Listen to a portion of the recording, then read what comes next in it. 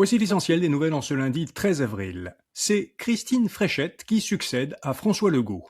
L'ancienne ministre de l'économie a remporté contre Bernard Drinville la course à la chefferie de la CAQ avec près de 58% des voix.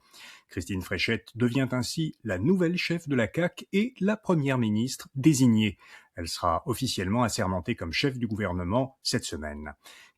Le ministre de la Cybersécurité s'inquiète pour les données de santé. Gilles Bélanger a affirmé à Radio-Canada que les données de santé des Québécois n'étaient pas du tout en sécurité.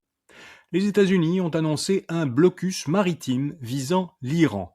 Les négociations directes entre les États-Unis et l'Iran, qui se sont déroulées au Pakistan cette fin de semaine, ont échoué.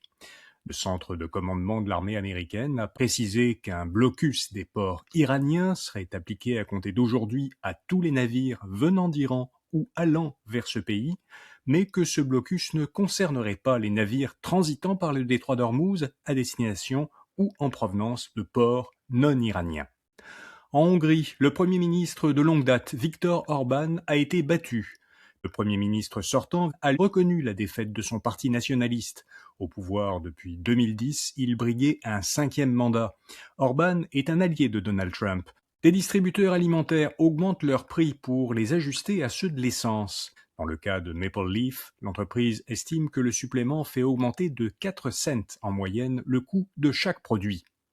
Les gouvernements devraient mieux baliser les influenceurs financiers, aussi appelés finfluenceurs, selon l'organisme Options Consommateurs.